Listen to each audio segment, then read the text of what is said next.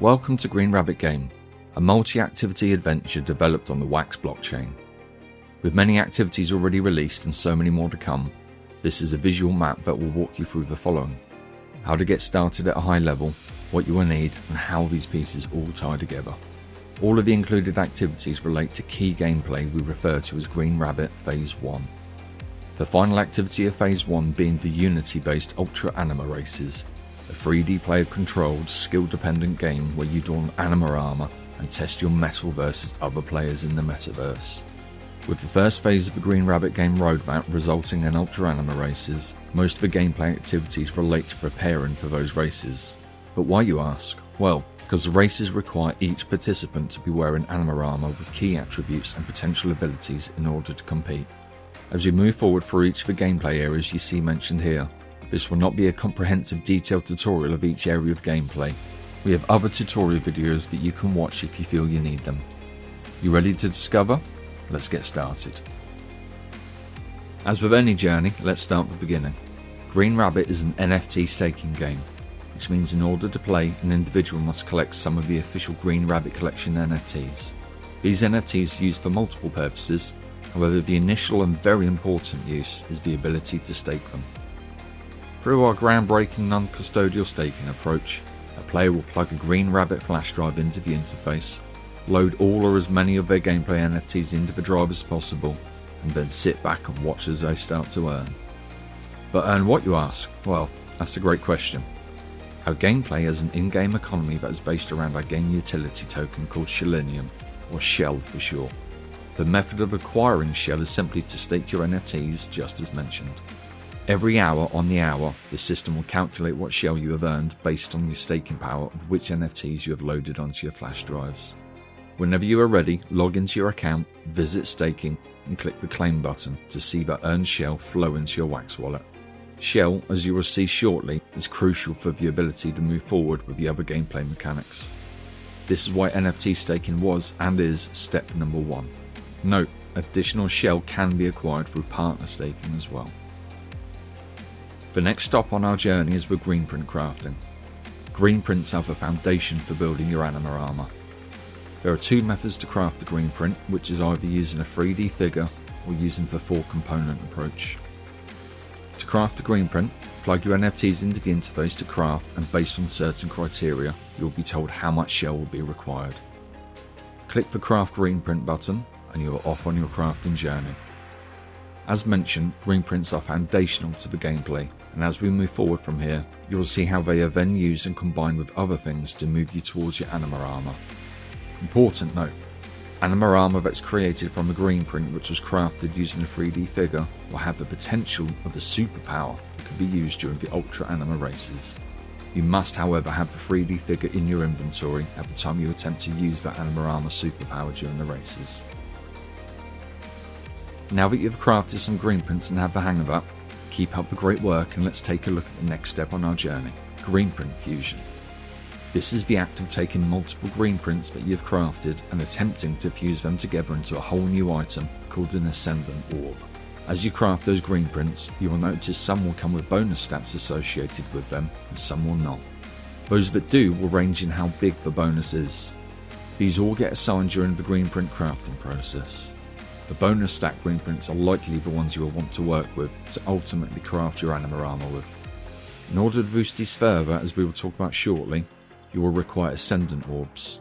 Therefore, be sure you are crafting those Greenprints every day so that you can fuse the less desirable ones into Ascendant orbs that you will then use in multiple steps moving forward. To accomplish this, load 10 Greenprints of a matching rarity into the fusion interface. The system will then tell you how much Shell is required just as it did during Greenprint crafting.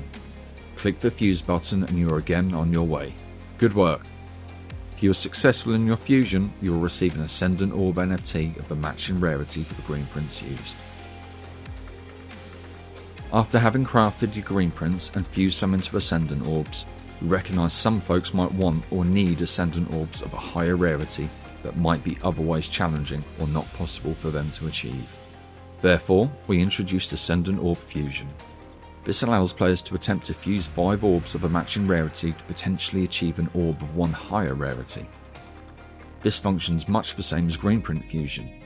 You load the 5 orb NFTs of your choosing into the interface. The system will then tell you how much shell is required. You click the fuse button and await your orb fusion outcome.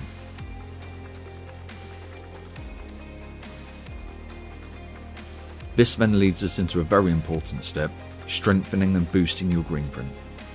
While this is not mandatory, if you do not boost your greenprint, it will be weak and therefore extra costly to build from when you get further down the line to armour component crafting, but more on that later. To boost your greenprint, select the greenprint you intend to build armour from, load it into the interface, and then load an Ascendant orb of a matching rarity. Again, the system will tell you how much shell is required to attempt the boost. Click boost and off you go. In order to fully boost out your greenprint, you must boost it 10 times.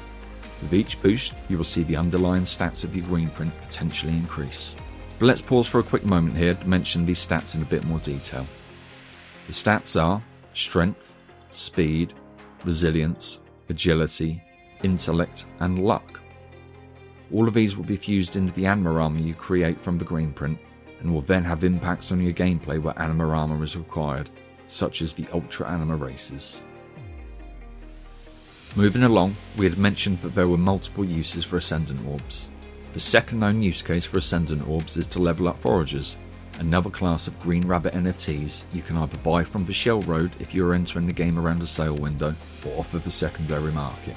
In order to craft the armour components from the greenprint you have boosted, you will need some other required materials. But how do you secure these materials? By acquiring and sending foragers out into Nanotopia to find them and bring them back for you. Foragers can be sent out on foraging missions to gather any of one of 4 materials you choose: Floria, Elder Tree Sap, Versatopium, or Nano. These materials have unique properties that are essential to many in-game mechanics. One of the uses discovered for these materials is leveling up the foragers. The higher the level of your foragers, the more dangerous places they can venture to, and the more materials they can potentially bring back. Sending your foragers on missions will require shell. This is a fee that gets paid to the Shell Corporation as a form of tax for being able to forage on their lands. Leveling your foragers, as mentioned, will require experience points, or XP, earned from your missions. However, it will also require an Ascendant orb for each level, and at threshold levels, levels 10, 25, 40 and 50. You'll also require a set amount of foraged materials to level them up. Another known use for the materials that your forager will bring you is in armour component crafting. This is the last and crucial step that you will take prior to actually fusing your armour components into Anima Armor itself. This ancient process starts with crafting each of the 6 armour components: boots, pants, chest, gloves, arms and helmet. To craft these individual components, you will require the services of a Greensmith. These individuals are legendary in their arcane skills of crafting components that can actually be fused into Anima Armor. Similar to with foraging for materials, you will attempt crafting missions where you will have your Greensmith work on a specific component. This could be in the attempted construction of a component or in the deconstruction of a component in an effort to retrieve used materials. The requirements to attempt to construct a new component are your boosted greenprint, required shell, and then of course the required materials needed for that specific component. If your Greensmith is successful in crafting, you will have that new component added to your greenprint. Keep in mind, you may be successful but have a component that is too weak to withstand the fusion process. Therefore, you would want to leverage one of your Greensmiths to deconstruct a component and make another attempt. Also of note, if you are attempting to craft with a greenprint that was not fully boosted, the materials cost associated with each component is notably higher. Your Greensmith will receive XP from both construction and deconstruction missions. Just like with foragers, you will have the ability to level up your Greensmith, increasing their skills and potentially impacting the outcome of your crafting missions. To level up the Greensmith, it will require XP and an Ascendant orb. One additional point of note with the Greensmiths is that when you first acquire them, either through a Shell Road marketplace drop or via the secondary market, you will need to bind them to a totem. This is done by using a binding token NFT. It is only ever done once for a Greensmith. However, choosing your totem and the rarity of the binding token carefully is very important, as it will affect some of your Greensmith's capabilities. When all 6 armour components have been crafted and the quality is high enough to attempt it, you can then choose to move forward with the Anima Armor fusion process itself. To do this, you will load the Greenprint with all of the completed armour components into the interface, the required shell and an Ascendant orb. Initiate the armour fusion ceremony, and if successful, you will exchange the Greenprint and related components for a fully functional Anima Armor. Congratulations on success. Now you are ready to embark on a journey of fierce competition against other Green Rabbit players to dominate the Ultra Anima races. While this is the completion of Phase 1 of the Green Rabbit game story, this is only the beginning of a host of other gameplay mechanics that will be coming your way and changing the landscape of the NFT gaming space forever. So here we have a quick recap for you. Start with Green Rabbit staking, acquire and stake partner and collection NFTs to earn Shellinium. Attempt Greenprint crafting by leveraging your GR collection NFTs and some of the shell you have earned to generate Greenprints. Fuse some of these Greenprints along with some shell costs to generate Ascendant orbs. If required, fuse some of those orbs along with shell to acquire Ascendant orbs of the next higher rarity. Combine your Greenprint, some shell and an Ascendant orb to boost the overall strength and underlying stats of your best Greenprints in preparation for component crafting. Send your foragers out into the world of Nanotopia on foraging missions for a small shell fee, so that they might retrieve key material tokens for you.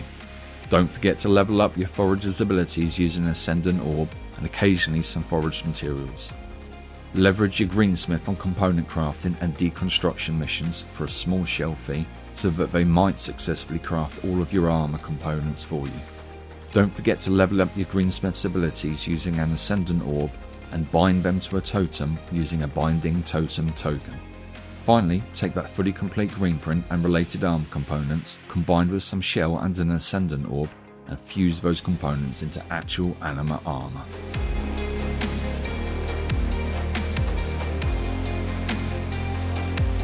This brings us full circle.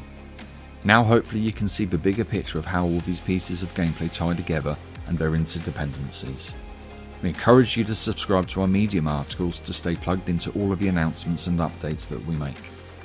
Also, be sure to plug in and watch all of our tutorials for any area of the gameplay you are not familiar with. Good luck on your journey to the races and beyond.